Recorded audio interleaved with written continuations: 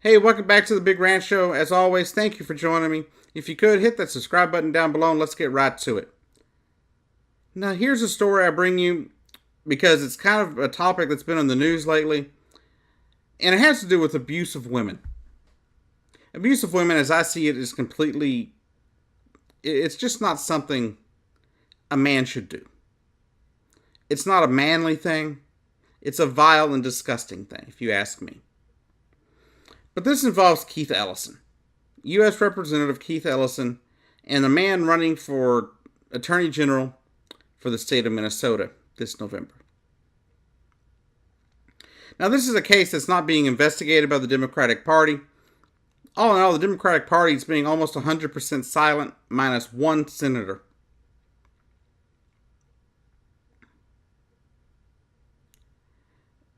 And Keith Ellison has been accused by multiple women now of being physically and emotionally abusive.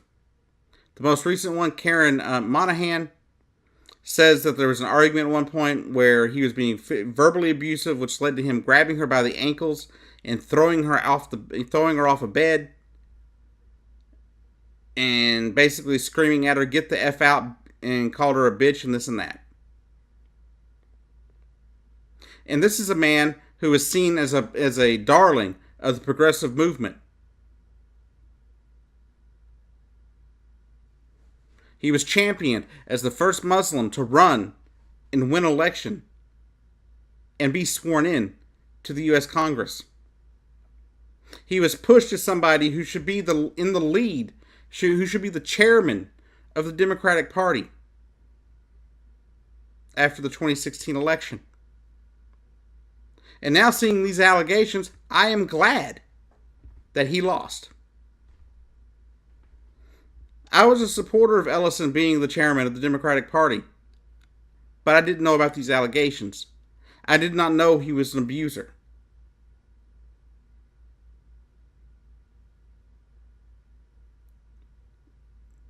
Now, I don't know a whole lot about Keith Ellison. I do not know his personal life. But I want to make it clear that I do not believe his religion is at fault here. So those of you out there trying to blame his religion, maybe you should do a little look in the mirror at your own. But who are we as the Democratic Party to stand by and not investigate something like this?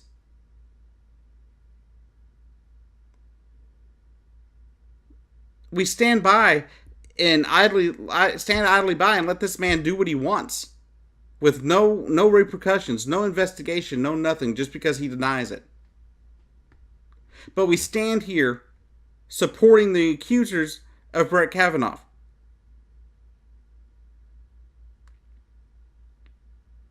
That's an entirely different video, though. But we as a party sit here and claim that we support women's rights, that we support the Me Too movement. Well, how the hell can we support the Me Too movement when we're allowing somebody like Keith Ellison to exist in our party? How are we not investigating this? Without as much as an investigation, we sent Al Franken packing. Without as much as even looking into it. But we can't say something to this guy? We can't kick this guy out of the party? We can't tell this guy he's not allowed to be part of the public trust?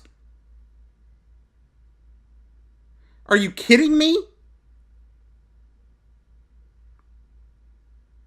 Only one senator, one person, one Democrat in the entire bit of Congress has said anything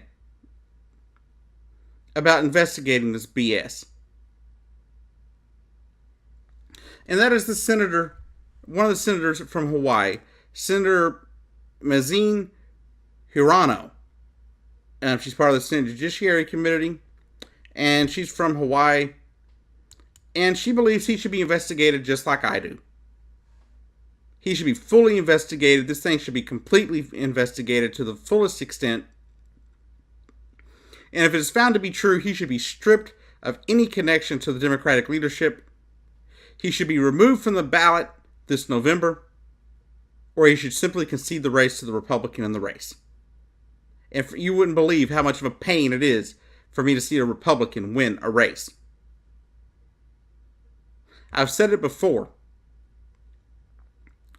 but after 2016, I do not know where my party affiliation will lie for 2020. As of right now, I don't see me being a Republican. But if we allow things like this within our party, if we allow people like Keith Ellison to continue unabated, uninvestigated, then I will be leaving the Democratic Party. I am a progressive Democrat, but I cannot support the progressive movement or the Democratic Party if a man like Keith Ellison is allowed to remain part of the party without being investigated. There's some credible evidence out there proving that Keith Ellison may very well be a physical and emotional abuser of women.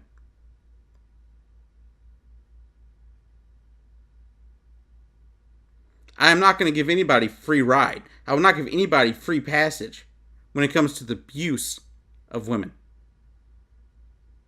It's not reasonable. It's not acceptable. And I believe he should be removed from the party. As I said, we chased out Al Franken. We were chasing him off before multiple accusers even came forward. We were chasing him off when the photograph was seen as a joke, and people had said that the lady was even awake for the joke.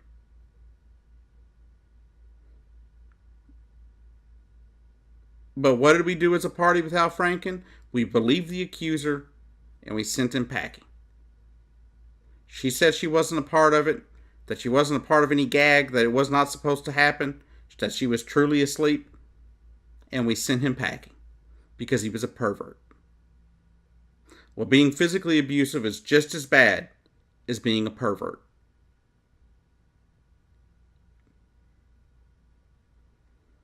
Now, I'll bring you a video possibly tomorrow over Brett Kavanaugh.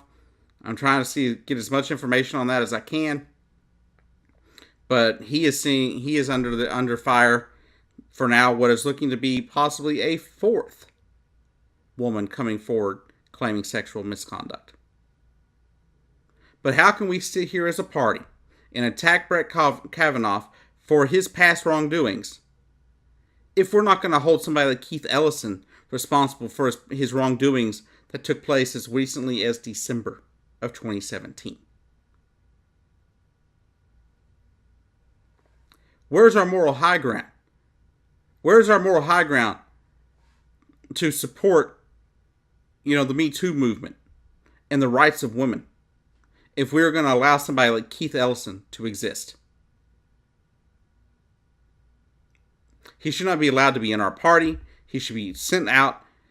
Call it excommunication if you need to. But I will no longer support Keith Ellison for any office. Period. Anyhow, I've been your host, Jacob Keck, and I'll see you down the road.